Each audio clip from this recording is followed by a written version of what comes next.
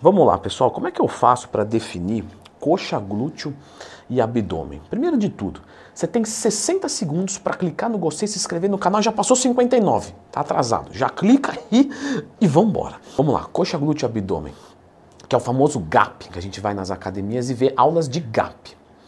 Beleza, o que acontece nessas aulas? Primeiro, lógico, eu estou falando de uma coisa genérica. Por quê? Porque eu não conheci todas as academias e todos os professores do Brasil. Mas falando de uma maneira genérica, normalmente o pessoal faz uma associação com o GAP, GAP, hipertrofia muscular e definição. Só que o que a gente costuma ver, é um trabalho muito mais voltado a RML, resistência muscular localizada. Já explicou, treino assim aqui no canal, os benefícios e tudo, que é bom. Mas, já expliquei, só procurar lendo Twin mais tema. E aí, as pessoas, né, eu já tive várias alunas, principalmente, que é a maior parte do público que faz esse tipo de aula, falando, pô, Leandrão, eu vou fazer o GAP e treinar superior e não funciona tão bem. Por quê?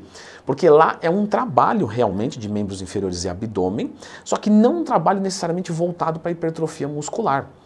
Ou seja, é igual o cara que joga, sabe aquele cara, eu jogo só um futebolzinho no finalzinho de semana e não treino perna. Esse cara, ele vai conseguir hipertrofia? Não vai. Mas ele vai ter uma boa função motora inferior? Sim. Os membros inferiores dele vão ser bons. Eu estou falando dos membros locomotores. O outro eu não quero nem saber. Sai pra lá. Mas vai ser bom, entendeu? Brincadeiras à parte, tá, meninas? Que o vídeo, acho que tem mais menina vendo o vídeo, vai falar, Leandro é tarado. Não, é só brincadeira para deixar mais descontraído. Falei mais baixinho, parece vendedor de droga, né? E aí a parte dos membros locomotores inferiores dele, as pernas, vão ser legais, vão ser saudáveis e tal, mas nunca vai ser hipertrofiada. Então é mais ou menos esse sentido para vocês. Então como é que eu faço para definir coxa, glúteo e abdômen, que é o meu objetivo? Beleza. Nós vamos treinar para hipertrofia muscular. E aí o mandamento da hipertrofia muscular é todo aquele que a gente já conversou bastante. Vamos revisar aqui um pouquinho? Lógico. Nós vamos ter que fazer mais ou menos cada grupo muscular 1 a 2 vezes por semana, com mais ou menos, tá? Vamos colocar um número mais genérico, tá? Porque depende de panturrilha, tá?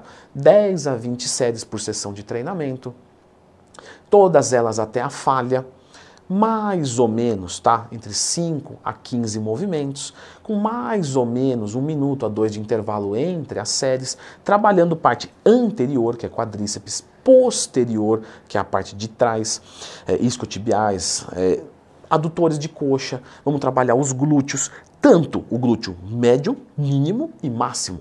Glúteo máximo, se eu ficar de lado aqui, o glúteo máximo é esse aqui para trás, o projetado para trás, o porta-mala. O glúteo médio e mínimo, se eu ficar aqui de costa para vocês, é a parte mais esparramada. Então, para dar largura, médio e mínimo, né?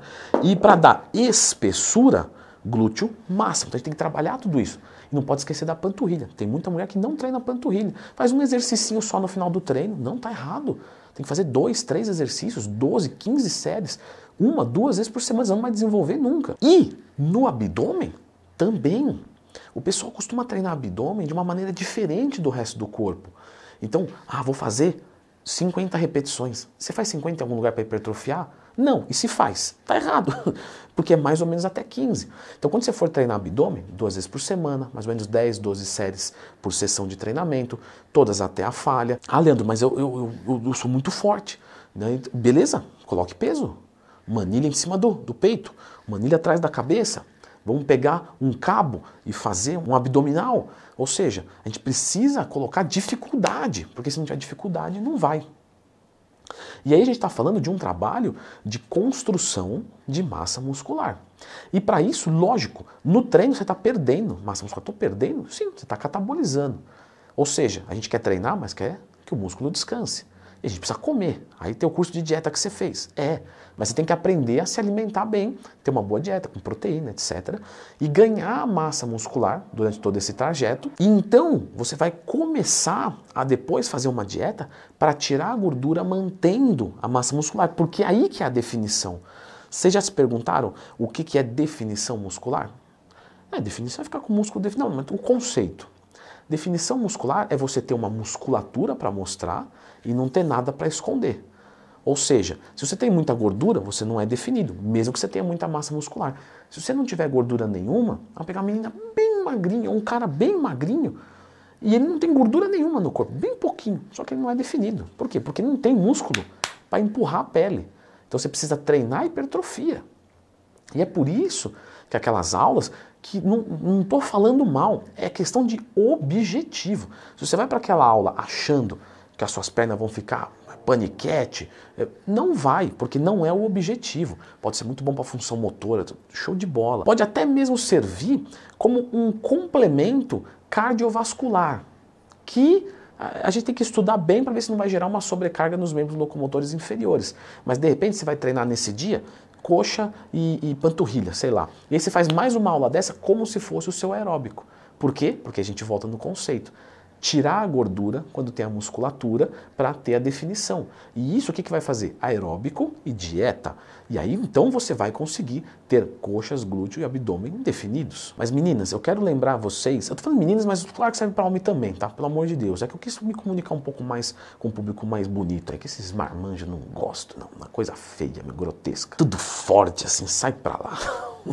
Brincadeira de novo. Vocês têm que treinar membros superiores, meninas. Por quê?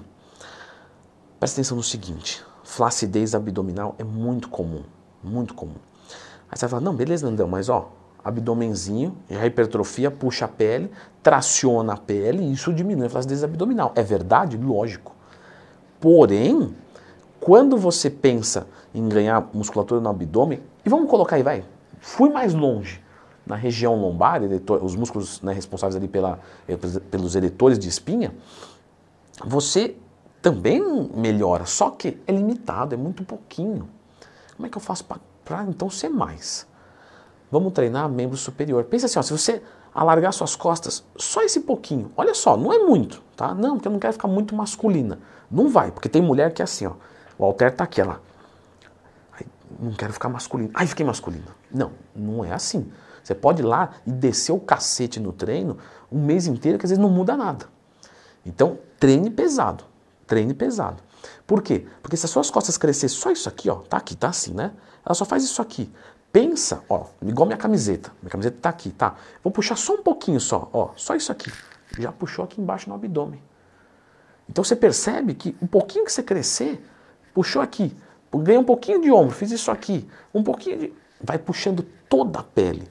E aí você consegue resolver a flacidez abdominal hipertrofiando o membro superior. E membro inferior também. Por isso que você quer definir o abdômen, quer ficar com a pele colada, você tem que treinar o corpo inteiro descendo o pau. Pode treinar forte que não vai ficar masculina. Ah, Leandro, mas eu vi uma menina lá, que tem um glúteo lá que parece um centauro, uma coisa gigantesca, muito forte. Então, eu não estou falando de ninguém não, tá? Pelo amor de Deus. Às vezes o pessoal vai falar, é indireta. Não. Estou dizendo que às vezes a gente vê uma pessoa muito forte, uma mulher muito forte, e a gente imagina que é só treino. E às vezes não é só treino. Tem um pouquinho de hormônio masculino. Às vezes tem mais hormônio masculino que ali do que em 5, 6 caras que estão assistindo o vídeo aqui. Então você começa a perceber que é antinatural uma mulher ter muito volume muscular. Então vocês fiquem tranquila. Tem mulher que realmente consegue ganhar. Uma vez eu atendi uma mulher que tinha uma genética de atleta. Pô, quer virar bodybuilder? É agora. Natural, nunca tomou nada, dá para ver claramente, a gente tem experiência, consegue ver melhor.